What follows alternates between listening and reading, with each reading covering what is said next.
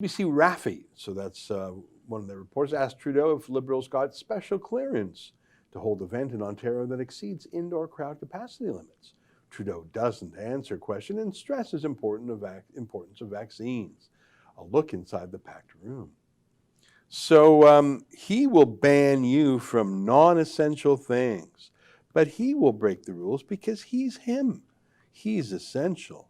You're not essential. As long as you understand you're not essential, but he is, everything else seems to make sense. Here's Justin Trudeau threatening forced vaccine passports. Take a look at this. We will create a $1 billion COVID-19 proof of vaccination fund. So if your premier, wherever you are across the country, if your premier mandates that everyone in your local restaurant or gym or other non-essential locations must be fully vaccinated and show proof, we'll pay for the development and rollout of that program. A vaccine mandate for non-essential businesses is a good idea. It keeps people safe. It encourages everyone to do the right thing. It keeps our businesses open, and it keeps our economy rebuilding. In fact, a top bank economist has warned that provinces that don't bring in these vaccine mandates will have slower job creation and a weaker recovery than those that do. And that's not good news for jobs, for businesses, or for anyone. This is about doing the right thing and the smart thing. Already, Premier Horgan and Premier Legault have stepped up. And I certainly hope that here in Ontario, Premier Ford steps up as well. It's time for him to listen to public health officials and leaders like Bonnie Crombie. And we'll be ready when he does. Because keeping you safe, that's my top priority. And not just through this fall, but over the long term, too. Do you think Justin Trudeau can make a registry that is safe and effective and confidential? Like he had a disastrous firearms registry that was hackable, that was billions of dollars. Like the idea that he can actually do anything in life. I mean, we saw how he tried to get vaccines. He started by buying the Chinese version. I bet he'd get Huawei to build it. Put aside the competence. I don't want him to be competent because I don't want him to successfully build a social credit system for all Canadians. He had a gun registry, now he wants a person registry. I don't want to be on his registry. I love that non-essential business. What's a non-essential business? Every business is essential for its owner and its customers. What's a non-essential employee? Are you non-essential? Do you think you're not essential? He says a top bank economist says we have to do this. Well then, debate over then. Which top bank economist is that? Is that his buddy, the former chairman of the Bank of England and Bank of Canada? What's that guy's name? The just Mark Carney. Is that who he means? The top bank economist, Mark Carney. But there was something interesting there. He says if the premiers let us do it, because I think that health information is in the hands of the provinces. And I think Alberta said they're not going to share their information. I wonder if it's possible to stop the provinces from sharing your private health data with Trudeau. I don't want Trudeau, and obviously it'll be hacked by China. I don't want them to have it. By the way, he's lying. Last month, Alberta, which has 10% of Canada's population, had 20% of the new jobs. And I believe that that's attributable to the fact that they're the most open province now. They don't have any lockdowns whatsoever. They don't have any mask mandates. They said they won't go back. And so if you're a business looking to expand or hire, Alberta makes the most sense, whereas as opposed to Ontario, which is slipping backwards.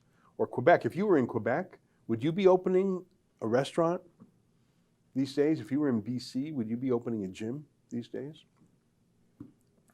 Look at this tweet here. This is a funny one. So Trudeau has all these events and he's telling you about keeping you safe and all that. Sometimes he has his mask on, sometimes he doesn't. The rules seem to change depending on his feelings. When he was at the G7 summit in the UK, no masks, lots of personal space, getting in people's personal space at that super spreader event. Well, here he is.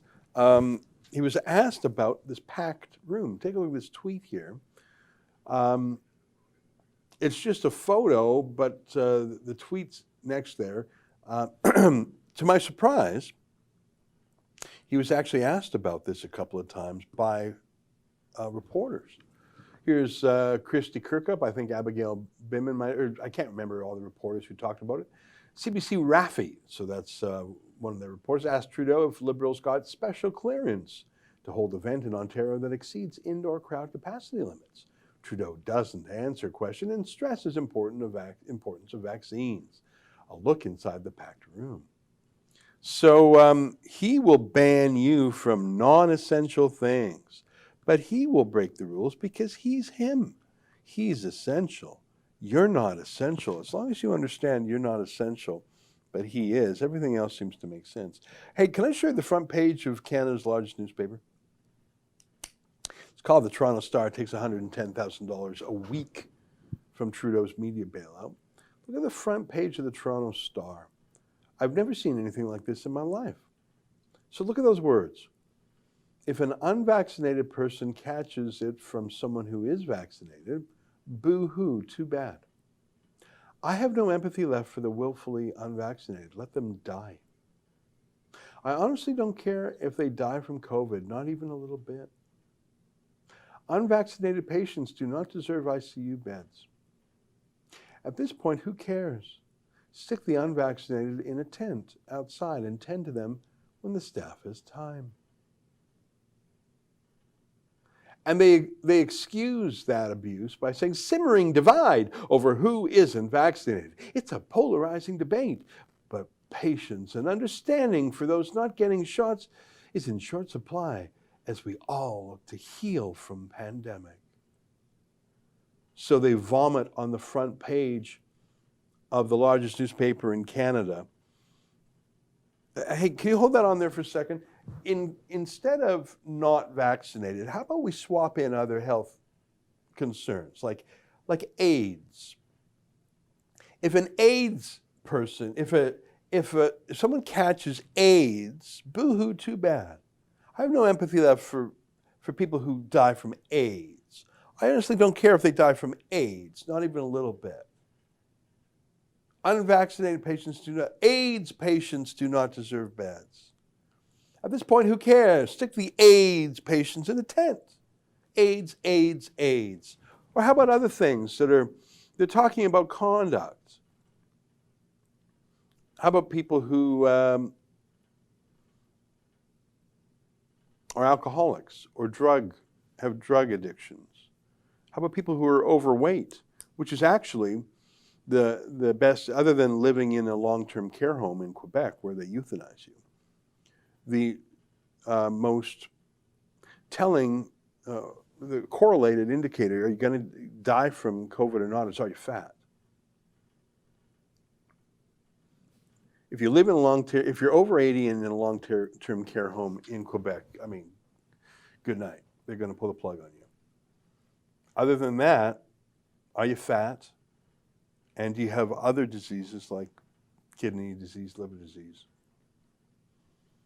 Should we not treat fat people? Should we not treat alcoholics? Should we not treat people with gunshot wounds? That's a good question.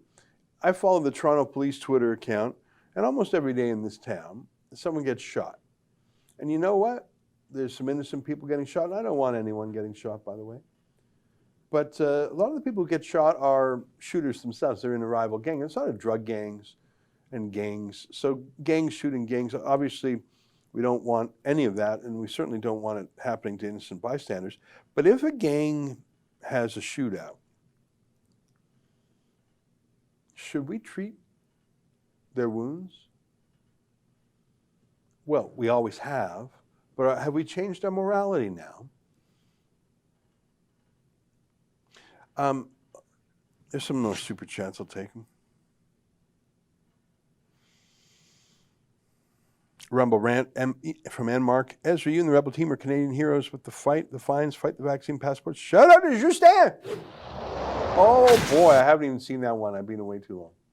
That's pretty fancy, Justin. Is that the new TriCaster? Wow, look at that. Rumble rant from AMT60. Ezra, do you think that Aaron O'Toole will change his tune if elected and enforce vaccine passports like Trudeau? I like the PPC, but if we split the vote, Trudeau will get in again. I regret that I think Aaron O'Toole is indistinguishable from Trudeau on all these matters. I sure hope I'm wrong on that, but carbon tax, open borders, immigration, censorship, cancel culture, no room for social conservatives, vaccine extremists, mask fetish, can you tell me the difference? Oh, hi. That was a clip from our Rebel Daily live stream. It's hosted Monday, Wednesday, and Friday by the big boss man, Ezra Levant, and Tuesdays and Thursdays by me, Sheila Gunn Reid, and my good friend, David Menzies.